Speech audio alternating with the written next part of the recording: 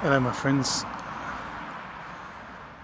it's the 27th of October 27th of November 2014, Mr. Max Bliss in the southwest of France. And basically today was supposed to be sunny, but we saw quite a few sporadic induced contrails that seem to have the frequency going through them, the EMF, electromagnetic frequencies, and then those chemtrails, induced contrails, started to expand and create a cloud bank.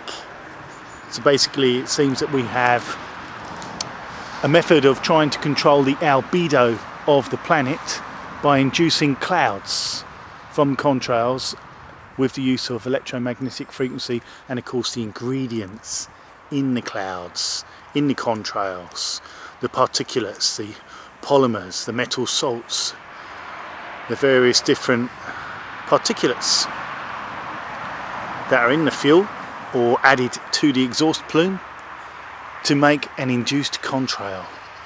And these seem to be done at strategic locations, not done continuously, although sometimes they can be, but it seems it is part of a massive global plan, at least NATO run, to control the albedo of the planet, the reflective ability of the planet, i.e. by making clouds that can reflect sunlight, absorb heat, block heat, even trap heat in. There are all kinds of different variations on the use of being able to make a cloud bank on demand. Of course, this has been pursued by the military for quite some time as a strategic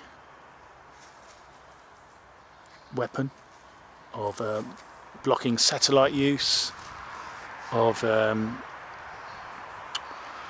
interfering with line of sight for whatever reason, technologies, weapons, communications.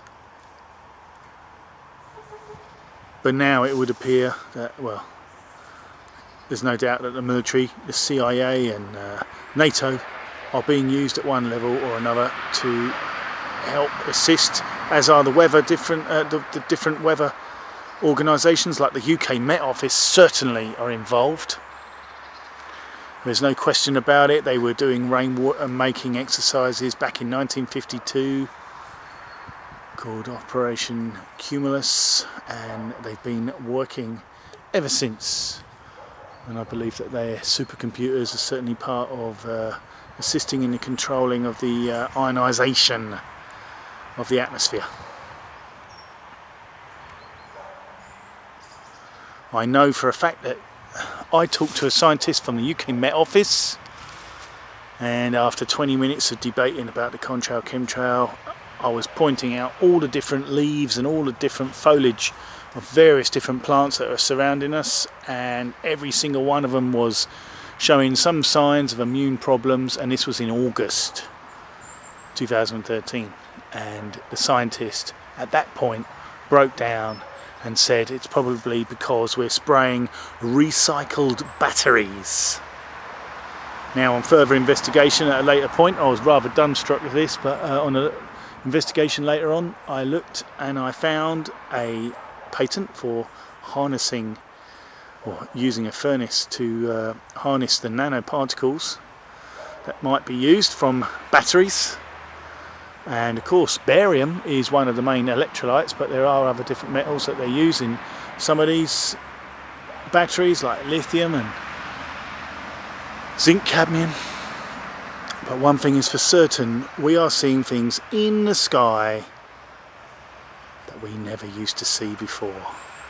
And I pity the fool that says, oh, that's just alto cumulus, gravitational waves, oh yeah, that's billows or turbulence or whatever. Well, whatever excuses the debunkers and the establishment use to baffle us with bullshit and try and smooth this over and gloss us over with science, we did not see this in the skies before. This is a new development just over the last few years, and it's quite incredible. And there is no way they'll be glossing this over like the contrail argument, saying it's always happened, even though we know the ones in the Second World War are actually water methanol injection, anti-detonation injections, also known as. All the planes that you ever see in the Second World War with any sort of contrail came from it was using water methanol injection. Those were the only examples you'll ever find. And water methanol injection was used later with jets, even with Concorde and Boeing 707 and different examples, and they would leave thick white trails. In fact, there are many planes that have used it, not all of them, but many have. So, just look at the sky. No way is this natural. It's time to wake up. Our governments lie. The institutions are under orders and they spread propaganda. And it's time to wake up. Global warming is a fraud. Chemtrails or induced contrails and EMF technology is being used to simulate the symptoms of global warming, even though there has been no global warming since 1997. But we have had extremes of weather that can be accounted for by a covert weather and climate forcing program, which is what we believe the combination of various different technologies, including spraying aerosols to mimic what looks like a contrail, an induced contrail, affecting the albedo of the planet, and also propagating the materials necessary to help propagate the EMF frequencies through the atmosphere. That's what barium does. And of course aluminium nanoparticles and various other different particles react as well to different frequencies, semiconductors and everything else. Time to wake up. The New World Order is doing its best with its programs, but they're getting desperate, they're making mistakes, and they're running out of time. Too many people are waking up and realising we are being lied to. Time to wake up, my friends.